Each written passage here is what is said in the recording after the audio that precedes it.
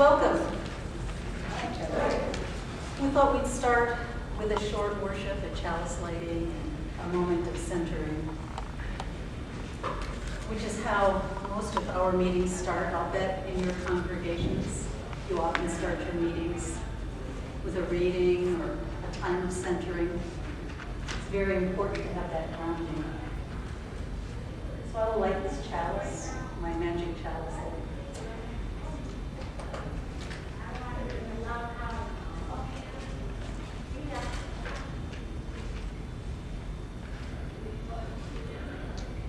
Each one of you is here because there is a fire burning inside of you. A certain faithfulness to Unitarian Universalism and a passion for your service to this faith. And also a sense of your own leadership and a desire to share that leadership with others and to see that flame passed from person to person. Take a moment to take a deep breath, close your eyes, and imagine as you are breathing that the flame inside you is growing brighter. Bright enough that it radiates from you, shining forth.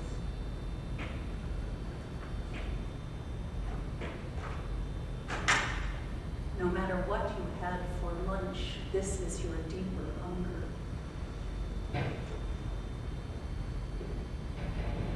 The hunger to share that light, to see it carried on by others, to know yourselves as part of a living tradition, a stream of light going from generation to generation, able to be kindled more brightly with new ideas, and always refreshing, always growing brighter inside each person. Your deep desire, your deep fire is that your own flame never burn low, or that always you will find those among whom you can be shielded from the wind for a time, to go forth again,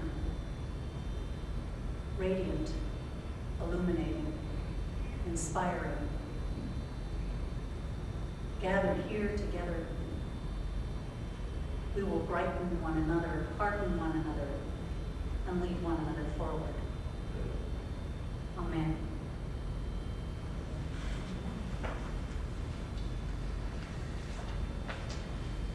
There's a reading I'd like to start with, and I'd like to go out on a limb, and if it doesn't work, the people in the back row can tell me, but I'd like to have the poet who wrote it read it to us, just because. So let me know if you can hear. This is a poem called In Those Years by Adrian Ridge. In those years, people will say, we lost track of the meaning of we, of you. We found ourselves reduced to I, and the whole thing became silly, ironic, terrible. We were trying to live a personal life, and yes, that was the only life we could bear witness to. But the great dark birds of the street screamed and plunged into our personal weather. They were headed somewhere else, but their beaks and pinions drove along the shore, through the rags of fog, where we stood, saying, I.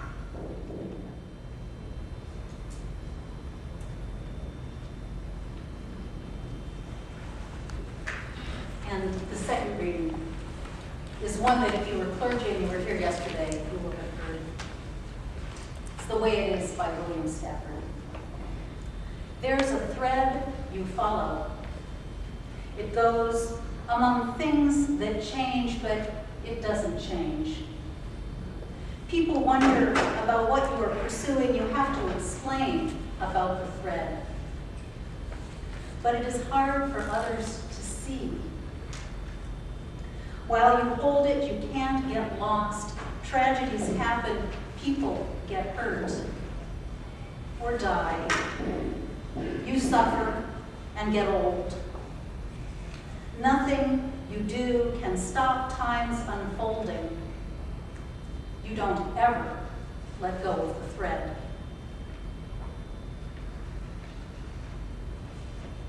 Today's workshop is about a vision that we had that I think many of you have had.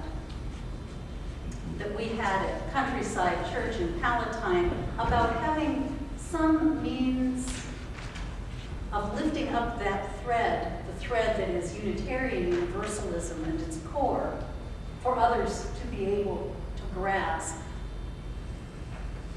A way of sharing what we understand about leadership without shaking it free and loose from that thread. There are lots of materials on developing leadership, but very few of them are actually adapted to our environments, and even fewer of them to Unitarian Universalism. For a long time in ministry, I had this dream that everyone who came to our congregations would somehow learn how to be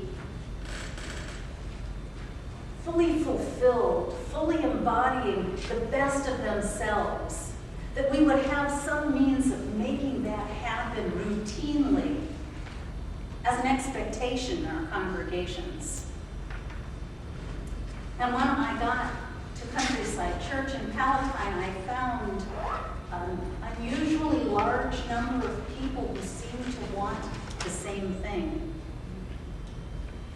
And so we set about thinking how to make it happen. And we were also lucky to find materials from the UUA in the Harvest the Power curriculum. How many of you have taken a look at that curriculum? And it's well worth studying because a lot of where we started was with that curriculum. But it isn't just me and it isn't just Dan, although with Dan it could have been just Dan and not me at all. But Dan has an enormous amount of leadership history and being a consultant in Central Midwest District, and well, he has many bona fides or bona fides. So with Dan's skill alone, we would be able to really have this blossom. But we had a team. Wouldn't be as rich or as beautiful. But we had a team of people, and some of the history Dan will be sharing with you on this, if you'll imagine, this PowerPoint, which instead you'll be holding on your laps. And it was really part of a much larger movement within our congregation wanting to shift the culture of the congregation to take ourselves more seriously as a faith, as a community. I'll admit that everyone on the team, and there were about 6 of us, had somewhat different motivations when we began. I had this idea that we would pass on this fire of leadership to every person in the congregation. Members of the nominating committee had the idea that it would be easier to nab good people if we just trained them. And others simply wanted to share what they knew and make the congregation healthier. And it's turned out that we've been able to meet all of those different needs, which is bizarre, to say the least. This is definitely a cooperative effort, and it's been a lot of fun. And I'm going to mostly turn things over to Dan because he prepared most of the presentation. But I will undoubtedly chime in because you should, because you can't stop us. This has been a real work of joy. I was on the search committee that selected met Hillary, and I could tell there's sort of unspoken agendas where she's really an organizational development wonk like I am. Sort of we can talk for hours about Margaret Wheatley and about all these other kind of things. And so I share some of my experiences, and she shares the ministers. It's been a very, very rich experience. And we sort of frustrated each other at times, but we have enough inner core that this has been a real work of joy, and it'll be an emerging sort of thing. And so I bring a little bit of structure. She brings incredible resources. You did not structure the thing. Yeah. So I've learned we've learned to trust each other, and so it's been a real work of this. And it's funny. I started off as the coordinator of adult faith development in the congregation and the coordinator of our study ministry. And so about halfway through this, I became a staff member. I became a membership coordinator. So challenge slider grant, encourage everybody to take advantage of that. We're grateful for the district. So in the midstream, I sort of had a kind of a shift. You know, it's like say from being a civilian to membership coordinator. And sometime in my life, I'll go back or I don't want to become a minister. No, we all have our inner minister inside of us, right? Right. So, maybe you hunger someday to be a civilian. I don't know. There you are, once a minister, always a minister. I think in one way or But another. But you got to retire someday. Yeah. Just not soon. So we'll tell you a little bit about our journey. We certainly will give some time for questions. I brought copies of the material. We're about 90% through it. This is a binder of our materials to date.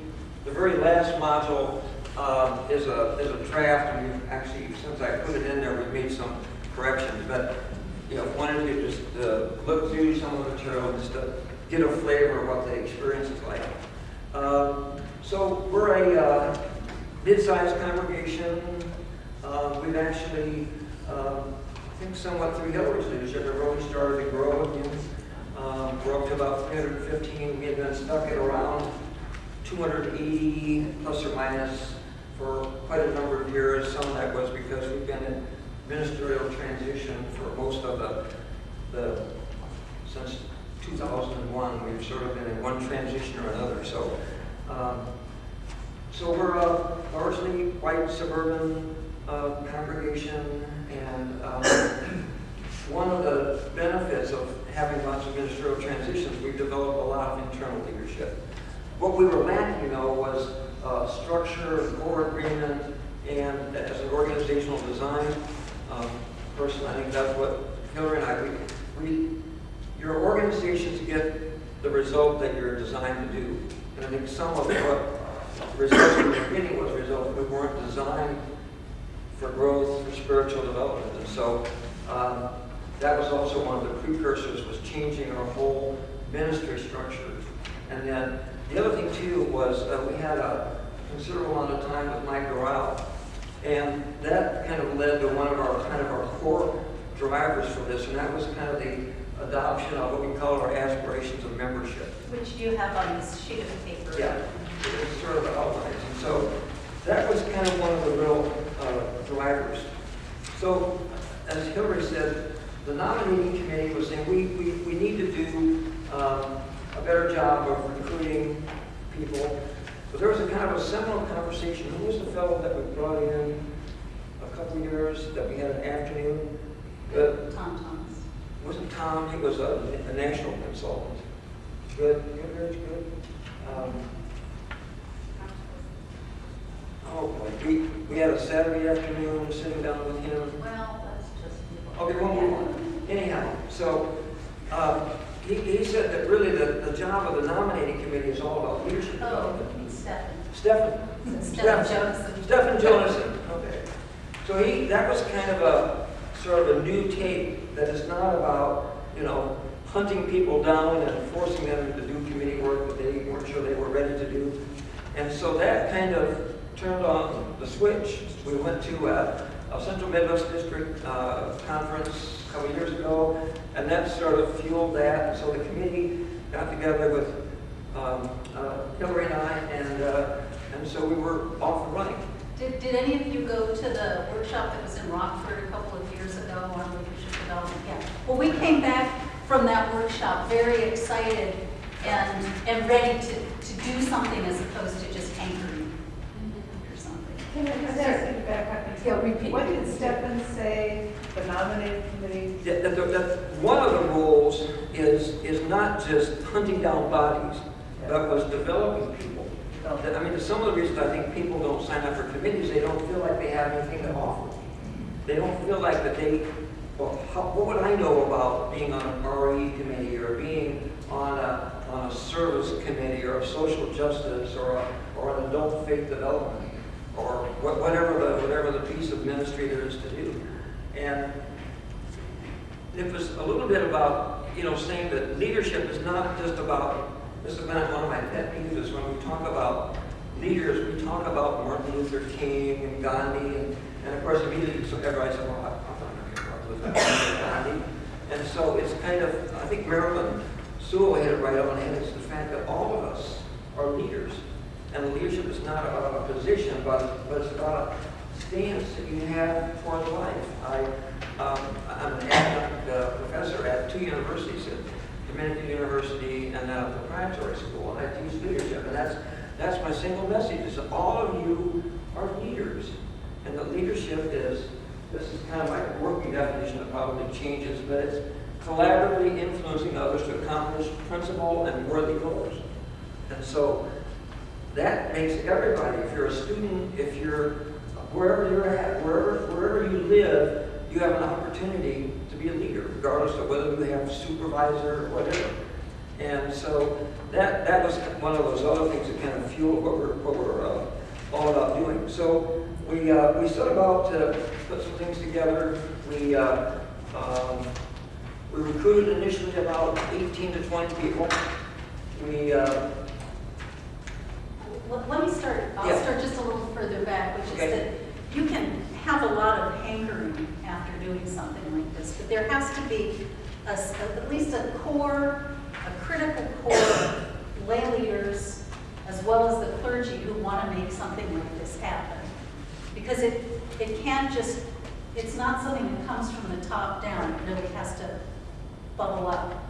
And so it was actually that trip to Rockford that enabled things to really catch and begin to spread. And when we got back, there was a will to make this happen. Then there was research and a number of meetings. And I guess what the other thing to mention is that the aspirations of membership were something that were created in part by joint work with myself and the board, but the entire congregation voted on them. So as people come into the congregation, and it's actually critically important because you have to have a starting set of expectations in order to know what your context is into which you are cultivating leaders. So once we got those elements together, we sat down, we met, and then we put out a call. Fleshing it out. So we had a lot of resources, and in some ways not that there's not much resources, the fact that there's an overwhelming amount. And there's an interesting exercise I have my students do. I said, well, Google in leadership and see how many hits you get. And it's somewhere up to like 54 million, something like that, in 2.3 seconds. If you Google in followership, it comes out to be about 180,000. So we have an overwhelming disparity. You should probably do that on your own time. So we discovered the Harvest of Power series that the UUA staff had put together. That kind of gave us a bit of a framework. But like Hillary said, is that we wanted something that was meaningful to our people in our congregation. But we used that as sort of an initial framework. I sort of blended that in. We wanted a framework that people could have a lot of face validity of. And so one of the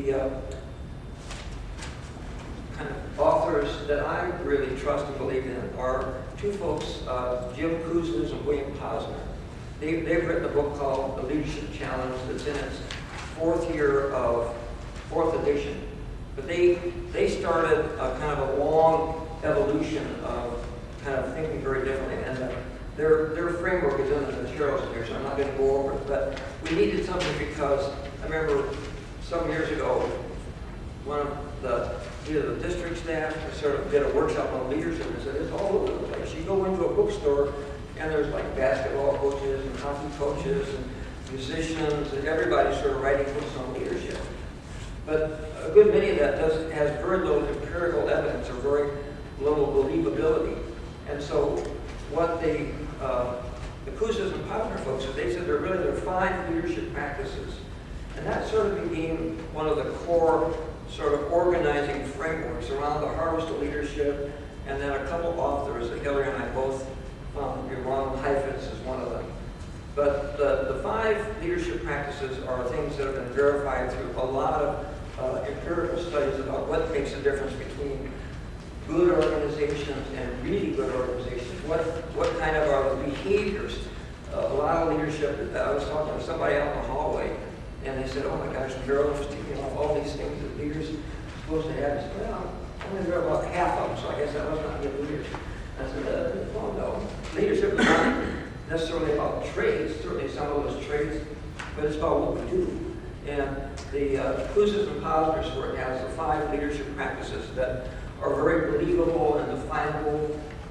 And you could say, well, probably there's lots of other ways of doing it, but for the sake of having something that works, they're basically inspiring a shared vision, challenging the process, enabling others to act, modeling the way, and encouraging the heart. So that kind of gave us at least a framework to say. And so what we've tried to do in the session, initially we had, it was a surprising kind of thing. We've been having large groups of new members. And so without much empirical evidence, we started signing people up. We got about half of the folks were active leaders, on committees, on the board.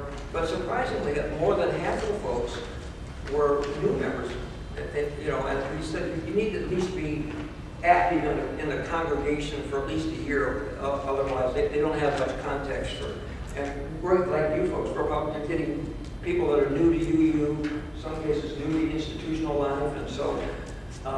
But they've actually proven to be some of our deepest core participants, and they've contributed a lot. One of the outcomes that we found is that quite a few of them now are actively becoming engaged in the leadership of the congregation, and so that's been a real test. One of the critical early themes in sort of our discussion is like, what do we call this? And we really had an aversion to calling it leadership. It's like, that's a clear way to clear the room is that we want you to be on the leadership team, or we want you to be on the strategic planning committee. And everybody's like looking for an exit, no one makes eye contact with you. You probably had that experience. And so what do we call this other than leadership development, which can be all over the place? And so I don't know exactly who came up with it, but it really doesn't matter. But the phrase that we came up with was coming alive. So you ever think about John Travolta coming alive? But Staying alive. Staying alive. That's going to be the sequel. But if you really think about it, that's what Marilyn was saying. Part of what we want is get people to find out what's alive in themselves. And then how do you find ways of making that happen? And so it's an inside-out job. It's thinking about what are the core values? What is it that makes you light up? Hopefully some of that might be one of those 6, aspirations. Do you want to carry the name of Countryside and our UU faith outside the world? Do you want to become a more generous person? Do you want to get involved? Do you want to teach? Do you want to? What is your passion lie? And so that's been kind of another one of their signature themes is what's alive in you, and how do you find some ways to do that? That's why our whole last section is going to be devoted to people talking about what's come alive for you. Now maybe you've already got a lot of stuff alive, and maybe you've got a whole lot of plates, and so it's a matter of sorting out which one of the many spinning plates, you're going to try to keep going. But that's been a kind of a core theme. So we've targeted this at about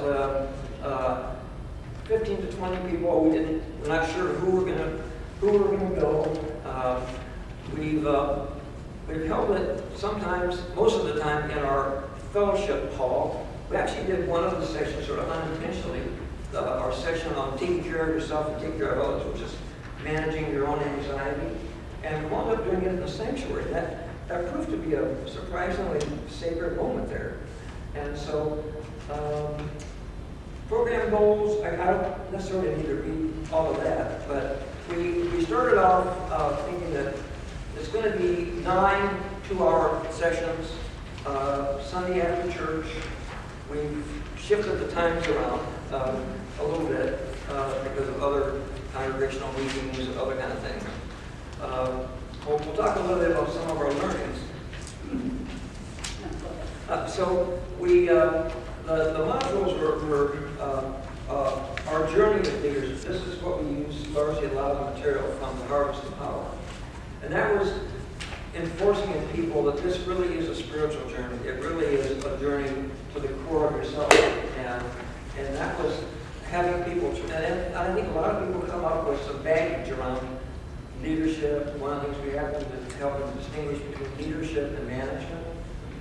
And what's the difference between doing things right versus doing the right things, which is leadership. Doing things right is management.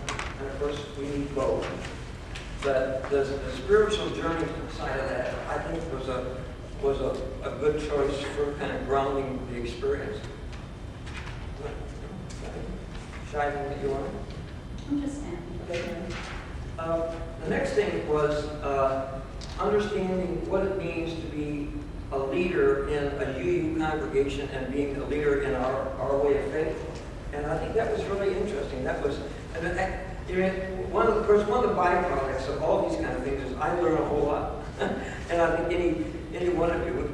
And so we spent a good bit of time talking about how we make decisions, what's the underlying polity. We talked about some of the decisions and what is a board supposed to do. We talked a little bit about policy governance, not much, but about what is the role, who decides what, and that proved to be a very interesting thing. One of the things that we've noticed too is that in the future is that people have a huge need to talk.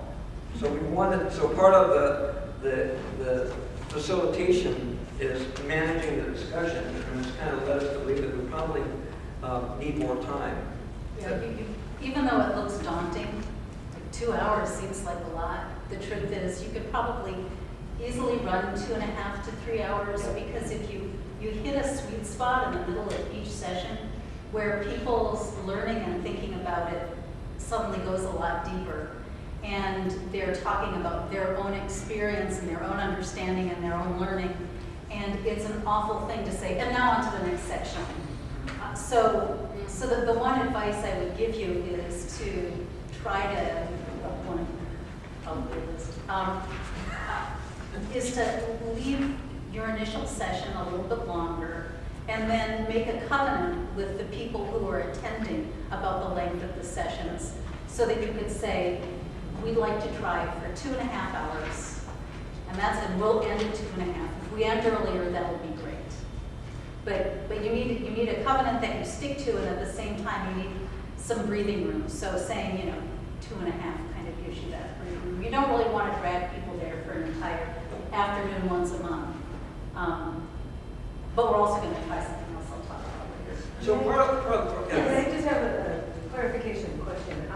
What you're talking about is the Harvest of Power curriculum from the UUA? Right. Or are we talking about the stuff that you guys put together? Well, we use some elements. the stuff that we put together is a blend of Yeah. that curriculum plus a number of other things that we integrated. So the notebook that we passed around has So A plus B equals C. So C is what you're talking about. So C is what we're talking about. And And one thing you can count on with the UUA curriculum, and I love UUA curriculum, Here's is a copy of that it. there's always more than you can fit in any given slot. If you've done any religious education, They have like you 13 know modules. this is true. So it's never a 2-hour period or an hour period. You can count with any curriculum that it's going to take longer, because it's people doing it and not machines.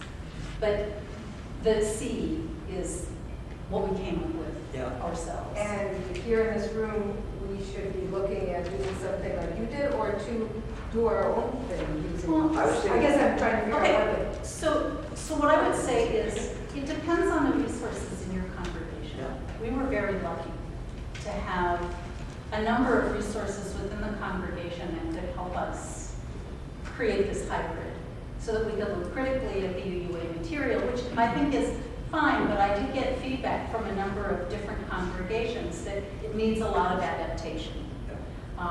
So I revere that curriculum. I think the UUA does wonderful work. Yeah, but it's a both and. I don't think that you could just take that and do it whole. And for one thing, every session would be like 4 hours long. Right. It And would take us 3 years to do the whole curriculum.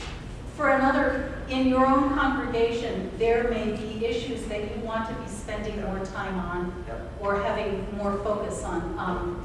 For example, our demographic is that we're in a northwest suburb of Chicago, and many of the people in the congregation are in corporate environments. Some of you might be in academic settings where you have lots of professors, or, you know, it's different, and what the people know in your congregation is different. So you have to be thinking about that when you put together your curriculum, because you have to help people into congregational culture as opposed to whatever sector of the public they're used to. Even nonprofits. You may have lots of people who've been involved in nonprofits, but the wisdom from nonprofit organizations is still not the same as the wisdom that we need within congregational life.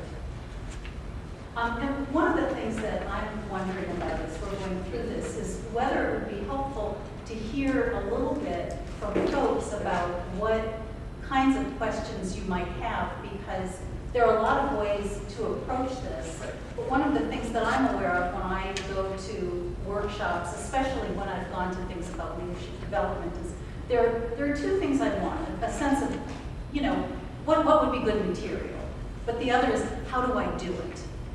You know, how can I make it happen in my congregation? So I'd like you to be able to leave with sort of those two things, but that's my agenda. Can I ask a question? Sure. Sort of a follow-up to Lois's. I gather you're sort of advocating how we can, in our own congregation, utilize the harvest power curriculum. You're not, for instance, offering your curriculum. We'd be glad to offer it and let you play with that too. Okay, that's Yeah, an absolutely. interesting option. And both of those are possibilities. What I think I'm advocating, just to put my hidden agenda out on the table, is that I believe that there should be a way in every congregation that people get to do two things at once. I don't think anybody joins a UU congregation simply because they believe that people are consumers. Most of us join UU congregations because we believe in some way in that fire inside. And we believe that we have something to offer the world. We may not know that's why we joined at the moment that we joined. But somehow our mission as a congregation should be to build up that fire, to help people become more alive, to become more of the best of who they can be. And so my hidden agenda, Not hidden in form. I guess it's never really been that hidden, but my agenda is that everyone who would come into a Unitarian Universalist congregation would immediately see the path they could follow to becoming fuller, more empowered. I'm going to use a lot of antique words. Anyway, to become the most of the best that they can become, both in service to their congregation, in their lives, and in the world. That would be. Would self-actualize be another way of saying it? It is. I was hedging around Maslow lives. that phrase, but a lot of what this is about becoming self-actualized, but with the emphasis on the self, which is embedded in the larger whole. But what you're providing is the thing that you've taught, that you've done already. This is what we, yeah. And Well, we're you're telling you seeing- about us and why we did it, and then you. Because I took Harvest the Power as it was written. I participated in that. And it needed a lot of tweaking for us. Yeah, that was, I was initially going into it saying, well, this is pretty comprehensive. And the more I got into it, I said, well, this is going to need a lot of work. Yeah. Yeah, and so, And so what we did, I think, is more, in some ways adapted to life on the ground. Yeah. And it is, yeah. I have a few questions, and I'm a brand new union member. Well, congratulations. Welcome. Is it just the two of you facilitating this? No, here's a part of what we made some critical design decisions, is that we didn't want this to be two of us expounding, which we're more than willing to do, as you probably can tell. But we wanted to make this so that some people in the class would eventually feel like that they could get up and do this. So That's awesome. So that's my background is adult learning, and so part of the adult learning things are not have talking heads, but build on their experiences and their learning, and then the real time sort of stuff in congregational life. Being on committees, bringing ideas, thinking about what it means to be a member of a congregation, all those kind of things. And so there were very few sharing of information that went beyond 10 minutes. So usually it was some sharing of a framework, an idea, some Experiential stuff and discussion. and then mostly a lot of experiential things. We experimented with a couple different things. What we discovered actually was best was time tables with 4 people at a table. So some people a lot of desperation and failure. And so we learned along the way. We've had different rooms in the congregation. What I will say is that when we started off, I thought that the whole team that we were meeting with was going to take turns teaching. Okay. And I was mistaken. Well, there's always people that just don't Because enjoy people that. tend to be shy, and Was this the first year you did it? this is our Yes. first So year. you're still in the middle? Oh, of- yeah. Well, Almost done. Would we have some real results already, which is Yeah. pretty Would interesting. you allow any of us to drop into your congregation for a class, or is it? Well, there's only One- 2 more left. We have one class with content, and then it's kind of graduation and what's coming alive. What did you learn? So where you you kind of going? have to go to the other classes to be in there. I mean, I think you could certainly stop in. The next one is on, May 6th, yeah. and you'd be welcome to come Yeah. as an observer. Is, It meets from, 1 to 3. yeah, it has to be but the 27th, because the 26th is Saturday. Yes. Is it on Sundays? It's a week from tomorrow. Oh, May 6th. May I thought you 6th. said 26th, sorry. May No, 6th, no, yeah. can do. I'm in charge of coffee hour that day. don't let down coffee hour. And actually, if any of you have a curriculum for getting people to leave coffee hour, that would be. You have one? No. Oh, we know. Do you advertise this at all to non-members, non-UU members, like people in the No. community, or is this all? Where we are right now is in the initial stages where we're getting it out into the culture of the congregation Okay. and helping people to understand. And really, initially, we just invited the leadership of the congregation to participate because we wanted them to be rewriting it while we were presenting it. And like Dan said, it was about 50%, but we also got a number of emerging leaders who joined, and as a result, we have a bunch of new leadership beginning in this next year, which Awesome. So Yeah. so are some of those going to facilitate in your All right, next that's our session? hope. actually, so I'll leap ahead a little bit, which is that one of the things I really want to do is to present it to the full congregation. Yeah. Okay. So what I decided to do in the fall is do a sermon and Sunday series where we would handle some of the content in the service itself, and then after each service go into a workshop mode so that we'd be able to follow up. And that, because again, my agenda isn't to get people serving on committees, although I'm like really into that. I think it's wonderful. It's really to kind of educate and shift culture within congregation. Right. So It's a long-term process. it is. It's not. It won't. It doesn't. happen instantly. And the first thing you need is a committed group of people with whom you can build this. What do you think, so like the minimum, I come from a much smaller congregation, like 107 members, I think, so, I mean, what would you shoot for, like 6 or 8? I think that if you were gonna, well, it depends.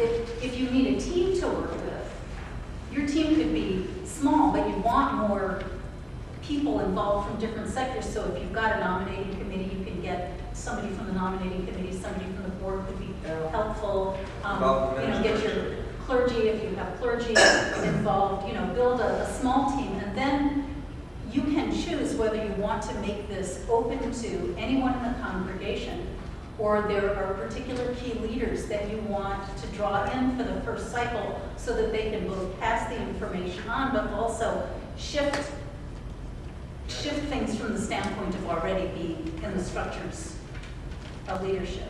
Yeah, I mean, actually, some of the richest moments sort of come in typically Hillary and I would propose some things, and here's how the module is, and I would prepare some slides but then we have this committee, and part of their gift to us was asking, like, well, now, what would people get out of this if we did this? I said, well, that was interesting. One of the What are they things. going to get out of it, Or you cultivate your trying. What I think, tell me if I understand is what you're trying to say is each congregation you want to take responsibility to develop your leadership from within. Absolutely. Absolutely. And so we have to learn some styles and techniques in order to go back and say, hey, don't we have this here? Or if we don't, how can we get in here and start developing our leadership from within instead of just picking a body, hey, you, Sure, would this you committee. take the time to do You this? can do this. Absolutely, and there are two things that you need. One is this sort of, like, pick a handy framework. It could be our framework, it could be, harvest the power. Or somebody else. But the other thing that you need is some understanding of your congregation.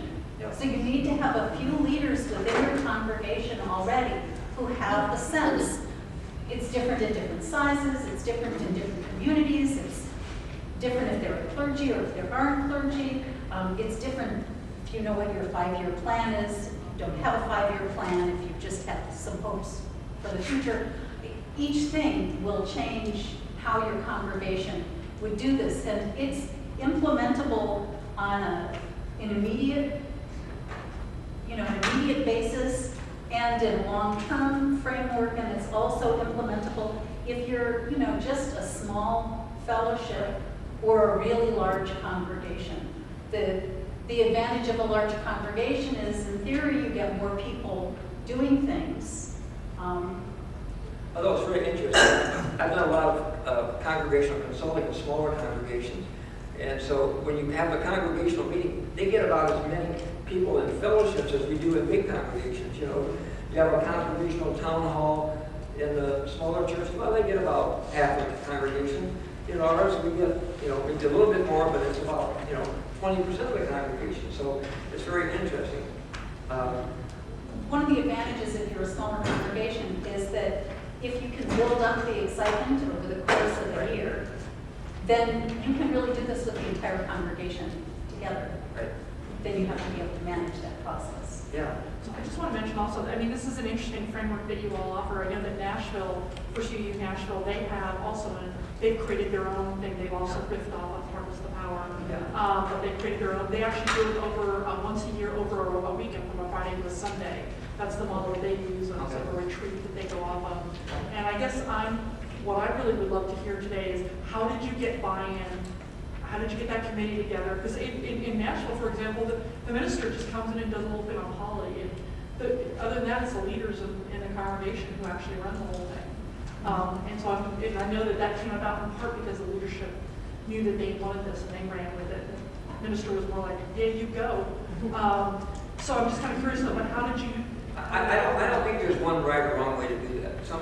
We're gifted because of Hillary's, expertise and her interest and her facilitation skills, and so it was very natural for us to work together. Other places, the minister may want to play a guiding role, but if you have gifted facilitators, that's important.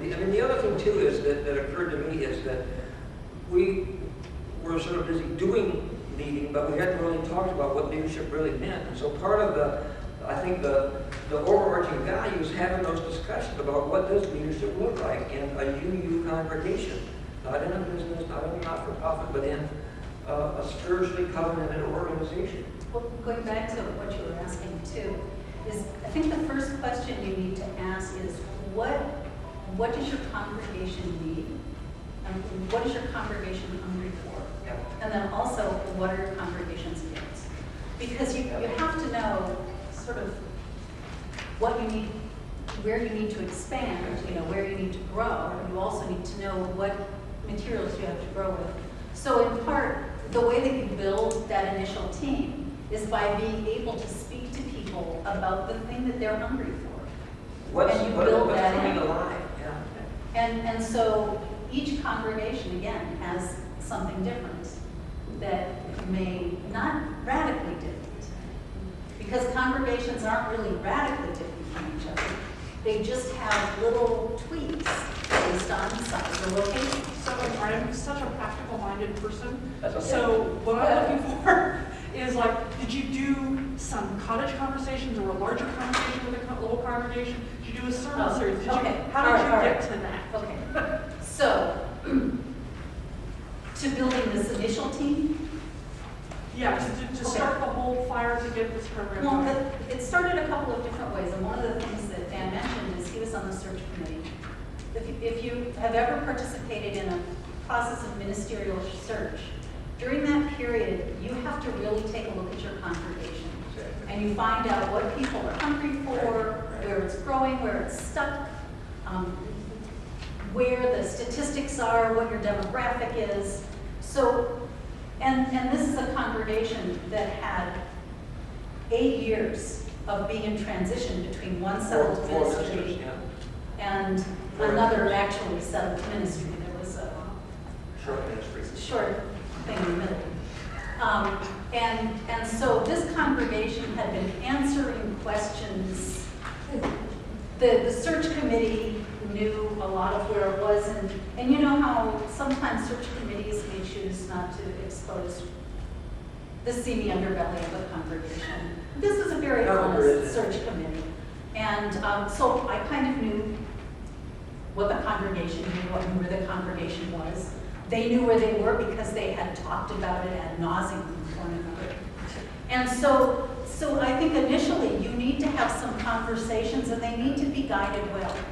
So having a consultant come in or having a consultant that you can talk with who can help you create a framework for asking some questions about where your leadership comes from, what's the spiritual grounding of the congregation. Do you feel, I mean, for me, well, okay. May I just add here? This is what the district is supposed to help you with. Right. When, in our case, several people went to the leadership conference, which this central. The Midwest Leadership School? Yes, it was leadership school, but there was another leadership school than that. And those people came back and said, we need to have this in our own congregation. Yeah. So it can happen in different ways, and the district can help you, and when it comes to reaching. You have to have some kind of fire. Yes. And preaching a sermon series is also helpful, particularly if, again, the minister or laypersons who are preaching need to know what the kind of banked up coals are in the congregation and how to fan them. So that's the part that's a little individualized. But, you know, if your culture, I feel a little spoiled because some congregations move very slowly and some congregations have periods where they move quickly. This is a congregation that moves at an almost alarming rate. So we had to have the conversation with Reverend Hillary. You're like, we got a lot of ideas. We just need some guidance about where to go, where to start, how to structure. And then I just have to not get in the middle of the road. Right, because you get run over. Right. So if the problem in your congregation may be a stuckness, then you need in some way to get people irritated with So the leadership will look stuckness. very different. They need to feel how stuck they are. They need to come to terms with it. If they're just comfortable, You need to ask them if there's something else deep down that is how they're, people are, you can't live in this world and actually be comfortable right now. This is not a comfortable world. So if your congregation is really comfortable, they're not paying attention to something. So then it becomes the responsibility of the leadership and the clergy to point to those things and to say, you're going to need to feel these. You have to feel these. And learn how do you go about doing that in a congregation with democracy as a core. That you're never going to get, it's like Marilyn was saying, sometimes you're never going to get total consensus. If you do, nothing would ever get done, right? So committees are not the answer to every issue. And so the other piece is that if you get a core of people, even a small group, let's say you've got 10 who are interested in going through this process, that's enough. Yeah. Right. That's really enough to start things, because that can be a group that can begin to articulate those things in their various meetings and to help teach by example. And the hunger may build up. But the process really is to find material that you can use. And I think that our material is pretty good. I mean, it'll go through one more revision because we'll get more feedback and we'll look at the entire thing as an overarching. And we actually did some midstream changes, like, after sort of our first couple of sessions, we said, well, there's something missing in what we originally slotted. And like the last section was supposed to be something about danger and stress. We're like, we had a lot of things about danger and stress. We need to have something in there on encouragement and adaptation. How do you move when things don't go according to plans? And how do you encourage each other? I mean, that should be one of our core ethos. How do we make something come alive in ourselves and others? And so we sort of listen to our own hearts and our own insights and try to make it happen. That's kind of what I'd like to hear more about is your opinion of the harvest of our materials. So we've already created a shared ministry team, and we're working with our assistant minister of congregational engagement and membership development. So we're in that phase of, we have this shared ministry team. And we're ready to take the next step of creating opportunities to develop volunteers and leaders. And we're looking at the materials, and I'd love to hear more about how good or bad these materials are. I think there are some good things in the materials. There's a lot of good resources too. And I think that it's great as a framework, but the content needs a lot of adaptation. And I think, as I was saying before, I think one of the key adaptations, and you have the perfect group to do it, is to sit down in your group of leaders and say, what do we need? Because that will help you figure out what you have to put in there. It could be that nobody can find their way out of a paper bag in your congregation. Clearly, that's not who you are. But there are congregations that are like that, where people could talk for 15 meetings about creating something, but cannot get it created. That may not be your problem, but if that's your problem, you need a completely different curriculum in many ways than a congregation that gets an idea and makes it happen without you thinking. And we wanted to make this less an intellectual kind of thing.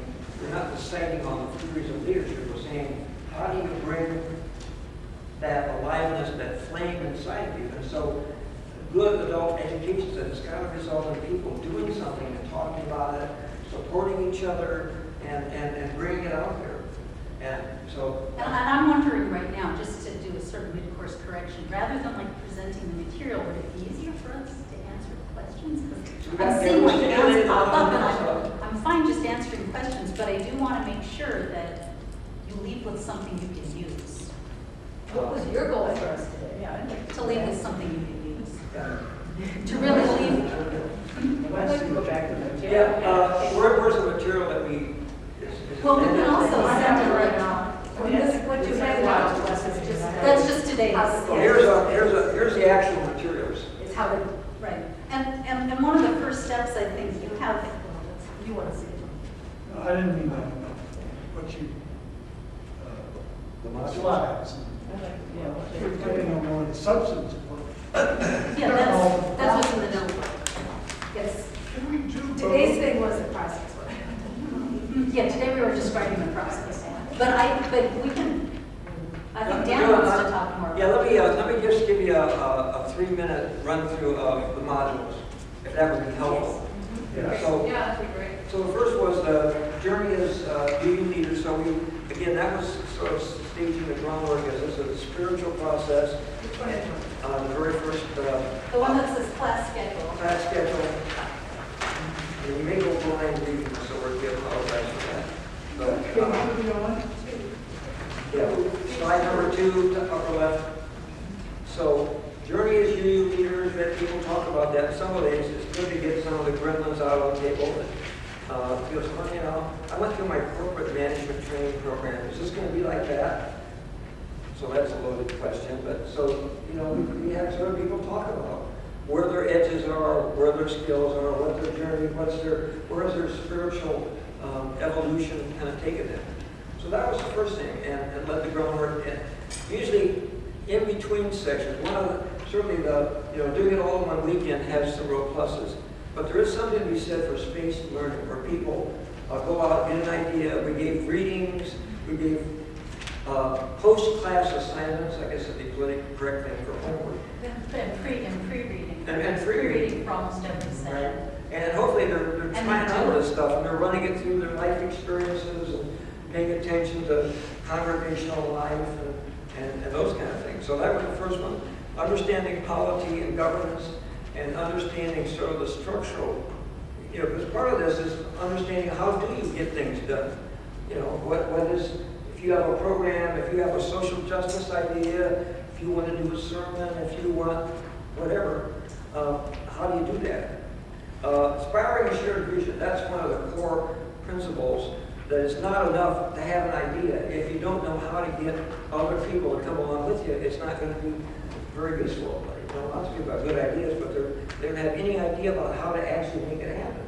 What you can do, what you can't do, and how do we get people to come along with us.